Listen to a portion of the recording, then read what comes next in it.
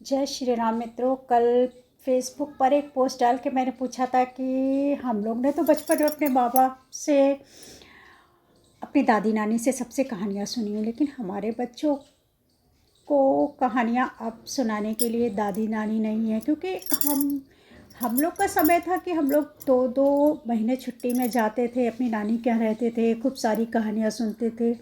उन्हीं कहानियों का बहुत बचपन में सुनी हुई इन कहानियों का प्रभाव बहुत कुछ पड़ता है हमारे जीवन में।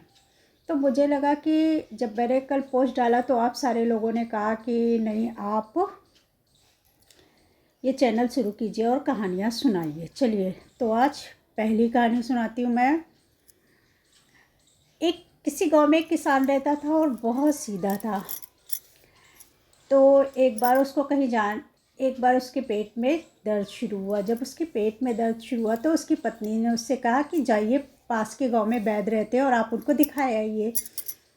किसान बहुत भुलक्कड़ भी था। तो उसकी पत्नी ने कहा, उसने कहा कि जो भी दवा डॉक्टर वैद्य जी बताए तो आप हमको बता देना। किसान बोला हम भूल गए। तो उसकी पत्नी ने कहा कि अगर आप भूल गए तो आप याद करते रहना, उसको रटते हुए आना। ठीक है। किसान वैद्य के पास पहुंचा। वैद्य ने उसको दवा दी और कहा कि तुम खाने में खिचड़ी खाना। किसान अपने गांव वापस लौटने लगा। सोचा कहीं मैं भूल ना जाऊं, तो रटते हुए जा रहा था, खिचड़ी खिचड़ी खिचड़ी खिचड़ी खिचड़ी खिचड़ी खिचड़ी। तो क्या हुआ कि थोड़ी देर बाद वो भूल गया। तो वो सोच रहा कि मैं क्या कह रहा था। तो फिर वो उसी से मिलता जुलता शब्द रटने लगा, खचड़ी खचड़ी खचड़ी खचड़ी। क्या हुआ कि एक किसान के खेत में बार बार चिड़िया आके खा रही थी। जो फसल लगी थी वो किसान भगा रहा था। किसान ने सुना कि ये कह रहा खाचड़ी खाचड़ी। उसने कहा देखो, हम तो सुबह से चिड़िया भगा रहे हैं और ये कह रहा खाचड़ी खाचड़ी। उसने क्या किया कि उस किसान को खूब मारा और बोला कि खाचड़ी खाचड़ी नहीं कहो, कहो उड़चिड़ी उड़चिड़ी उड़चिड़ी। अब वो आगे गया। अब वो रट रहा है, उड़चिड़ी उड़चिड़ी उड़चिड़ी उड़चिड़ी। फिर क्या हुआ कि एक आगे जाए तो आगे देखे एक बहेलिया था। वो जाल में दाना डाल के जाल में पक्षियों को फंसाने खातिर बैठा था। जब उसने सुना कि ये किसान कह रहा है उड़चिड़ी उड़चिड़ी, तो उस बहेलिए ने उस किसान को बहुत मारा और बोला मैं तो इतने मुश्किल से दाना डाल के चिड़ियों को फंसा रहा हूँ और ये कह रहा उड़चिड़ी उड़चिड़ी। तो उसने कहा भैया बता दो क्या कहो कहीं। तो उसने कहा कहो कि आते जाओ फंसते जाओ, आते जाओ फंसते जाओ। तो क्या हुआ कि अब वो बोलने लगा, आते जाओ फंसते जाओ, आते जाओ फंसते जाओ। फिर आगे बढ़ा तो देखा भाई, एक नगर सेठ के लड़का मर गया था। तो भाई वो कहता है कि आते जाओ फंसते जाओ, आते जाओ फंसते जाओ। तो लोग ने उसको खूब मारा कि देखो जरा, एक तो इसका लड़का मर गया, ऊपर से कह रहे आते जाओ फंसते जाओ।